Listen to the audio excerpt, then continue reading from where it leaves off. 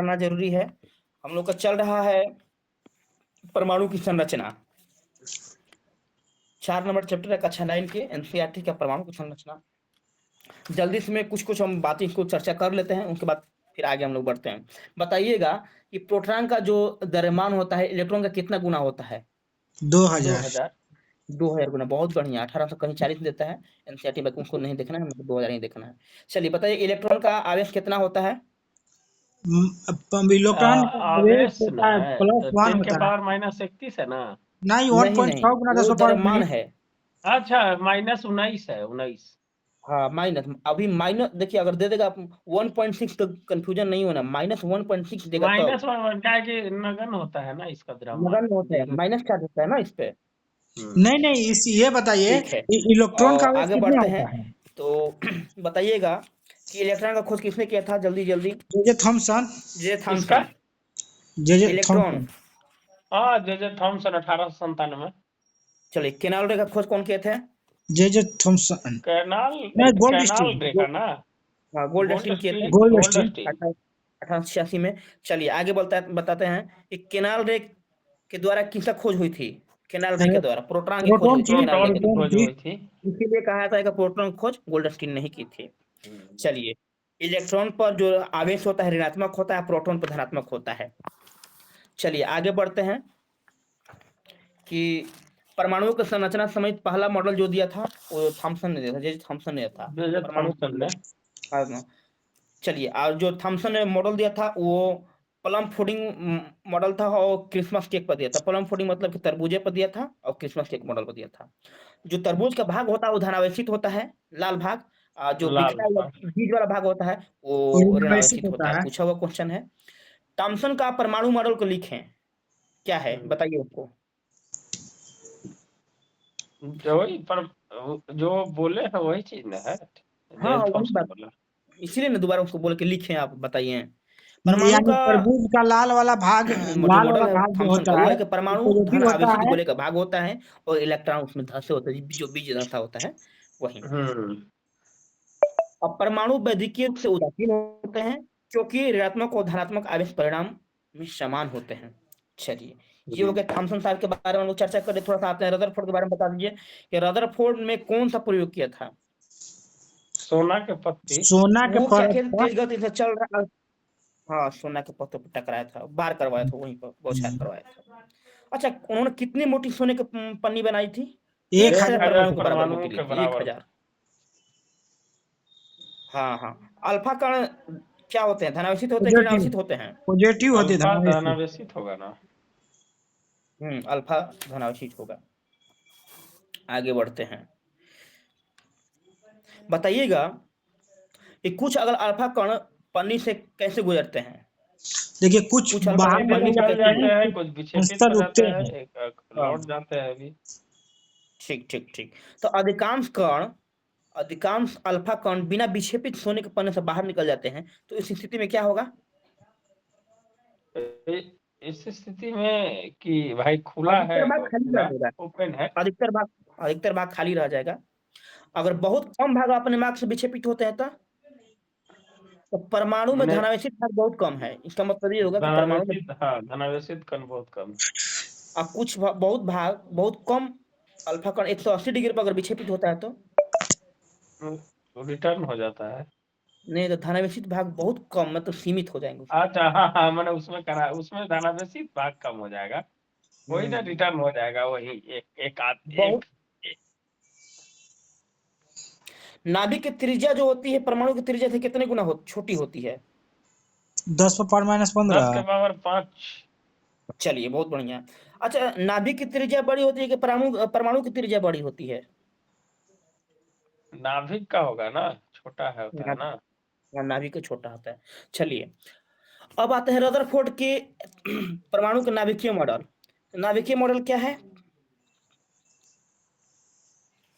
यही इसी को, ये जो जितना बात बताया था ना कि भाई ये जो खाली है, उसी वही मॉडल दिया था ना ये परमाणु मॉडल में।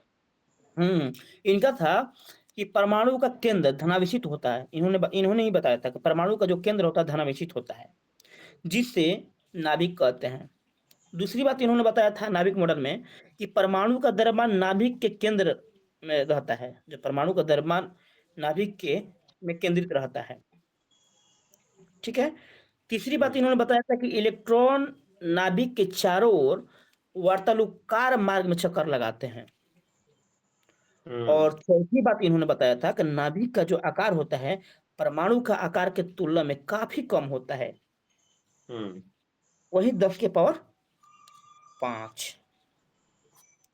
ठीक है ना। यही लोग इन्होंने बात बताया था। आगे बढ़ते हैं कि गोलाकार कक्षा में घूमता हुआ आवेशित कण इलेक्ट्रॉन ऊर्जा विकृत करेगा और नाभिक से टकरा जाएगा। यह किन परमाणु मॉडल की कमी है? वही है, ये जो परमाणु जो ये जो सेकंड वाला जो मॉडल दिया था उसी का है। रदरफोर्ड का है ये। हाँ हाँ, अगर गोलाकार कक्ष में घूमता हुआ आवेशित कण इलेक्ट्रॉन ऊर्जा विकृत करेगा, मतलब फैलाएगा, तो नाभिक से टकरा जाएगा। इस तरह से। चलिए आगे अब हम लोग से बढ़ते हैं नील्स बोर के बारे में। नील्स बोर के परमाणु की संरचना क्या थी, इसके बारे में बताइए। यही ना दिया था नील्स बोर के एलिमेंट वाला, जो कक्षा में कैसे कैसे घूमता है जो। हाँ हाँ, तो नील्स बोर ने इलेक्ट्रॉन, उन्होंने कहा था इलेक्ट्रॉन केवल कुछ निश्चित कक्षा में चक्कर लगाते हैं। ठीक है। इन कक्षाओं को विविक्त कक्षा कहते हैं। और जो विविक्त कक्षा में घूमते हुए इलेक्ट्रॉन ऊर्जा का विकिरण नहीं करते, माने ऊर्जा को नहीं निकालते हैं ये।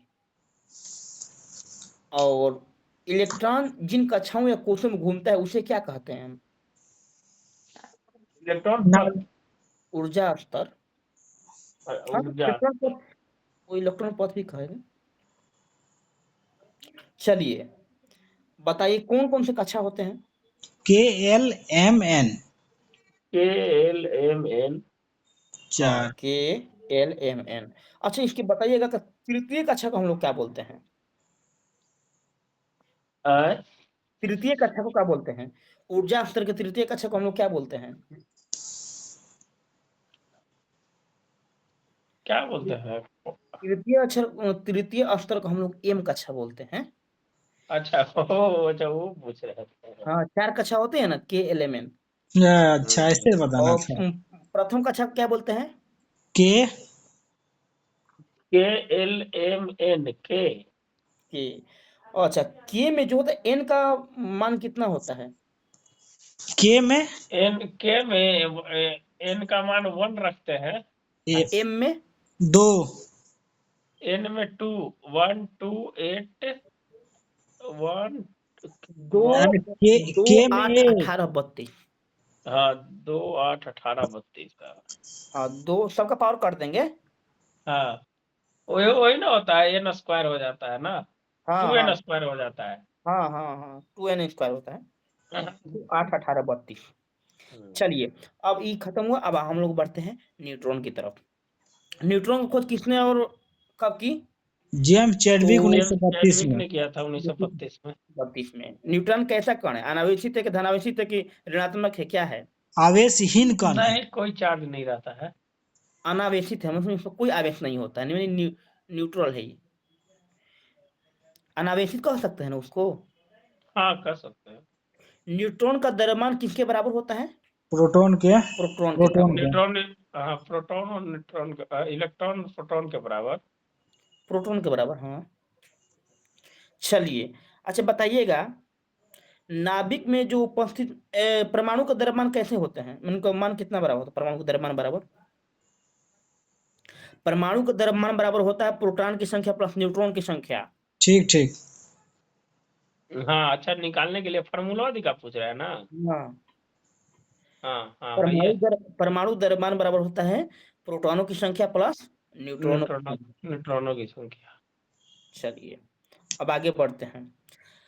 कक्षाओं में इलेक्ट्रॉनों के वितरण को किसने नियम प्रस्तुत किया था? अफबाउ सिद्धांत है ना। नहीं, कक्षाओं में इलेक्ट्रॉनों का वितरण नील्स किसने नियम? बोर। बोर और बरी ने किया था। बोर और बरी। कौन बोरे ना। बोर और बरी ने किया था इलेक्ट्रॉनों के वितरण कक्षाओं में। चलिए आगे बढ़ते हैं अब हम लोग।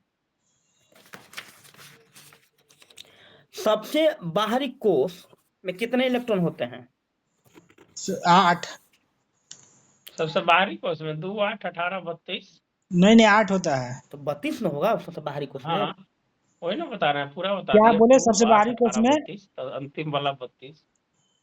अच्छा एक बात बताइएगा, सबसे बाहरी कोष या कक्षा में कितने अधिकतम इलेक्ट्रॉन रह सकते हैं? 8 ना। 2n square. 8 रह सकते हैं। बाहर अधिकतम इलेक्ट्रॉन 8 रह सकते हैं। इस संयुक्ता पर है, हाँ हाँ। ऊपर निकालिएगा तो इलेक्ट्रॉनों के विभिन्न कक्षाओं में वितरण को क्या कहते हैं? इलेक्ट्रॉनिक विन्यास। जी जी। चलिए अब हम बढ़ते हैं संयुक्ता की तरफ, थोड़ा सा जल्दी से बताइएगा। किसी परमाणु की सबसे बाहरी कक्षा में उपस्थित इलेक्ट्रॉन को क्या कहते हैं? वही संयोजकता कहते हैं। किसी परमाणु के सबसे बाहरी कक्षा में उपस्थित इलेक्ट्रॉन को क्या कहते हैं? संयोजकता इसी ना। कहते हैं संयुक्ता इलेक्ट्रॉन। हाँ। जिन परमाणुओं का अंतिम कक्षा में 8 इलेक्ट्रॉन होते हैं वे कैसे तत्व होते हैं? निष्क्रिय ना। इनर्ट। इनर्ट हाँ निष्क्रिय। इनर्ट, अक्रिय होते हैं। हाँ। ठीक है, अक्रिय होंगे। हम्म। और जिन परमाणुओं के बाह्यतम कक्षा में 8 इलेक्ट्रॉन हो उनकी संयुक्ता क्या होती है? 0। 0। 0। हीलियम कैसा तत्व है? द्विआवेशित हीलियम। इनर्ट है। हाँ अक्रिय तत्व है। किस तत्व का अष्टक पूर्ण पूर्ण माना जाता है? हीलियम को ना। हीलियम। नहीं नहीं, कौन सा समूह के 4 गो है ना, निष्क्रिय गैस, अक्रिय गैस के। जिनके बाह्यतम कक्षा में 8 इलेक्ट्रॉन पाए जाएंगे उसका अष्टक पूर्ण माना जाएगा। हाँ तो यही ना हुआ जिसके मैंने अक्रिय गैस। 2, 8, 18, 36, 54, 86 छवे को ना है। तो बाह्यतम कक्षा में 8 इलेक्ट्रॉन होते हैं ना सर, हाँ तो 8 होंगे तो ये अष्टक इनका पूरा हो जाएगा ना। हाँ अष्टक पूरा हो जाएगा। तो अष्टक ना पूरा करना है, तो अष्टक अगर पूर्ण हो जाएगा तो उसके इलेक्ट्रॉन उसमें अष्टक इलेक्ट्रॉन होंगे। हाँ तो ये जो हम बता रहे हैं ना जिसमें जो इनर्ट गैस है वही ना होता है सब इसमें। हाँ हाँ सब इनर्ट गैस वही तो। चलिए आगे हम लोग बढ़े। और चलिए, जिन परमाणु का अंतिम कक्षा में 8 इलेक्ट्रॉन नहीं होते हैं वो अष्टक कैसे पूरा करते हैं? वही संयोजकता से करके करके हाँ करके। या तो इलेक्ट्रॉन का हस्तांतरण का दो गो ले लेंगे, जैसे ऑक्सीजन का है। ऑक्सीजन का कितना होता है? ऑक्सीजन का 16 होता है तो उसी को नहीं, जोड़ कीजिए। ऑक्सीजन का 16 होता है। मैंने द्रव्यमान 8 संख्या बोल दी, 8 होता है ना। 8, हाँ 8 न होता है।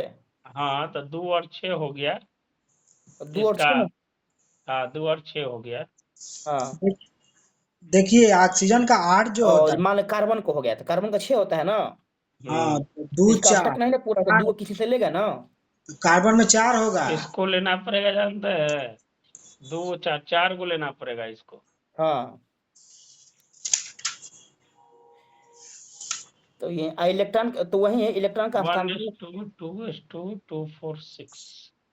हाँ तो 2 2 ऐसे करके जाएगा तो 2 को लेना पड़ेगा जी। नहीं 2 को लेना पड़ेगा तब अष्टक इसका होगा। कार्बन में। इलेक्ट्रॉन तो वही कार्बन इलेक्ट्रॉन में का 4 लेना हस्तांतरण करके, पड़ेगा। इलेक्ट्रॉन का साझेदारी करके। सुबह सर ये 2 कार्बन में तरीका 4 है, ये लेना अपना कर पड़ेगा। सकते हैं। चलिए आगे हम बढ़ते हैं कि किसी परमाणु का दूसरे तत्व के परमाणु से संयोग करने की शक्ति को क्या कहते हैं? संयोजकता कहते हैं, संयोजकता कहते हैं उसी को। चलिए अब थोड़ा सा आते हैं।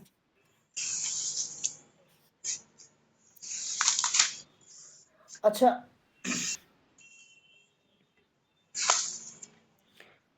जैसे कि हम बात करते हैं ऑक्सीजन की, जैसे हम बोले तो ऑक्सीजन की संयोजकता कितना बोले सर आप? 8 है तो उसको निकालना पड़ेगा ना। ऑक्सीजन का 2 होगा। देखिए उसको ऑक्सीजन निकालना पड़ेगा 1s2 2s2 2 4 2 6 ऐसे करके उसको निकालना पड़ेगा उसको। तो तो इस 2 और 6 हो जाएगा ना, तो 2 को लेना पड़ेगा इसको। दो को लेना होगा, और कार्बन का कितना बोले हैं? 4 लेना पड़ेगा 2 और कार्बन का। 4, तो इसको भी है जो 4 को लेना पड़ेगा। तो 4 को लेना पड़ेगा। हम्म। और क्या बोलते हैं इसको, कार्बन को? हाँ? कार्बन को तो वही 4 कार्बन को, लेना पड़ेगा ना। कार्बन तो ये नाइट्रोजन को, नाइट्रोजन का कितना होता नाइट्रोजन है? कितना होता है? 7 होता है। नाइट्रोजन का 2 5 बताइए। 3 7 लेना होता है। पड़ेगा। नाइट्रोजन 7 होता है, तो 3 इसको 3 इसको इसको तो लेना पड़ेगा, वो 2 2, 3 एक 3 लेना पड़ेगा। नहीं, इसको एक संयुक्त, इसकी एक लेना संयुक्त, पड़ेगा 3 नाइट्रोजन लेना को ना। पड़ेगा। नहीं नहीं, इसकी संयुक्ता 3 हो जाएगी। हाँ, वो अथी पर इलेक्ट्रॉनिक विन्यास पर निकालना पड़ेगा इसको। इसकी संयुक्ता देखिए, आपको बताते हैं सिंपल सी बात। जब अधिक जाएगा तब ना, तो अभी होता है 2 8 18 होता है ना, 18 32, हम्म। एक मिनट समझ जाइएगा थोड़ा सा। 2 8 18 32 होता है, तो नाइट्रोजन का हम लोग को परमाणु संख्या कितना होता है? 7 होता है। हम्म। तो 2, तो पहले 2n² होगा ना पहले तो, पहले 2, हम्म। 2 से तो अधिक है ना, 7 में हो गया है। हम्म। 2n गुणे n², तो n² में, तो 2 तो पहले निकल गया। अब फिर हम लोग को परमाणु संख्या कितना है, इससे 7 है, तो 7 में से 2 निकल गया, तो बचा हम लोग के पास क्या, 5। अष्टक पूरा करने के लिए हमको कितना चाहिए, 8 चाहिए। हम्म। तो घट कितना रहा है, 3। हम्म। तो इसकी संयुक्त 3 हो जाएगी। वैसे ही मान लीजिए कि हम बात करते हैं फ्लोरीन का, फ्लोरीन कितना होता है, 9। 9 होता है, तो 2 तो निकल गया हमारा, अब बचा हम्म। 7। अष्टक पूरा करने में कितना चाहिए, 8। तो घट हम्म। कितना रहा हमारे पास, आकाश जी एक 1 ना। बात बोले। एक एक घट रहा है। तो 1 हो आकाश जी, जाएगा। अब आकाश बात जी, करते हैं नियॉन को, तो नियॉन का कितना होता है, 10 होता है। तो हम्म। उसका तो 2 हो गया, निकल 2 8, 8 होता है ना, 2 8, तो 2 निकल गया। अब 8 8 2 10 हो गया, तो 8, तो यहाँ पर 8 लास्ट आइए गया, तो अष्टक इसका यहाँ पर पूरा हो भी किया है। तो इसकी संयुक्त की संख्या नहीं, इसको संयुक्त की संख्या क्या हो जाएगी, 0 हो जाएगी, है ना। हम्म। हम्म। दो से हम स्टार्टिंग करेंगे। जैसे मान लीजिए कि और एक एग्जाम्पल ग्रुप में हम लेते हैं, जैसे कि किसी भी मैग्नीशियम को लेते हैं। मैग्नीशियम हम्म। का 12 होता है। तो हम्म। अब जब 12 होता है, तो आप जानते हैं कि 2 8 18 होता है, अब 32 होता है। तो देखिए मैग्नीशियम क्या है, 2 8, तो 18 तो अब यहाँ पर नहीं ना आएगा। 8 नहीं। 2 8 आ गया, तो 8 2 कितना हो गया, 10 हो गया, तो बचा हमारे पास कितना, 2 गुना बचा। हम्म। बात समझ रहे हैं? हाँ। तो जो लास्ट उसका संख्या होता है वही ना संयुक्ता होती है हमारी। हाँ, वही संयुक्ता बनता है। जो बचता है वही ना होता है आगे आगे में, आगे या हम्म। पीछे में जो घटता है अष्टक पूरा करने में, अष्टक पूरा होने के बाद या अष्टक के बाद पहले जो बचता है वही ना हमारे होता है। तो 8 तक तो हमारी पूर गई, तो 12 हो गए, तो फिर हम्म। 2 बच गया ना। तो 2 हमारी क्या हो गई, संयुक्ता हो गई। जैसे हमारे सल्फर की बात करते हैं, सल्फर का 16 हो गया। तो 16 का क्या होता है, 2 8।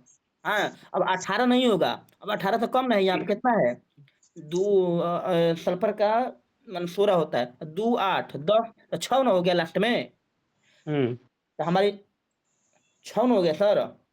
तो 2 8 16, तो 18 होता है, तो 18 से कितना कम है, 16, 2 ना। 2 कम है। तो इसकी संयुक्ता कितना हो जाएगी, 2 हो जाएगी। 2 हो जाएगा। बात समझ रहे हैं ना? अब देखना है कि 8 में कितना अधिक है, चाहे उसका नियरेस्ट सब 18 है, तो 18 से कितना कम है, सुनिए ना हम चाहे बताएं। कितना अधिक है, यही देखना है। आकाश जी, हेलो, समझ रहे हैं ना सर? आकाश जी, हाँ, चलिए। आकाश जी, अब हम बात करते हैं कि हाइड्रोजन के 3 समस्थानिक कौन कौन सा है सर? डीपीटी, ड्यूटेरियम, प्लूटोनियम और ट्रिटियम। हाँ हाँ, चलिए डीपीटी हो गया, ड्यूटेरियम प्लूटोनियम और ट्रिटियम। अच्छा, इसमें कौन सा है जो समस्थानिक इसमें यूरेनियम में आता है, यूरेनियम के लिए? ड्यूटेरियम हो जाएगा। अच्छा, भारी कौन होता है?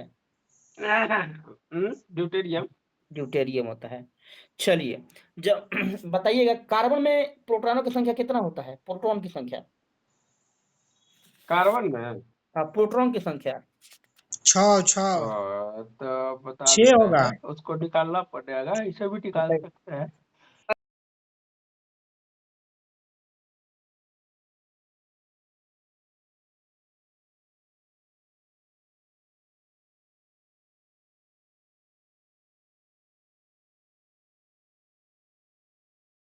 प्रोटॉन होता है ना।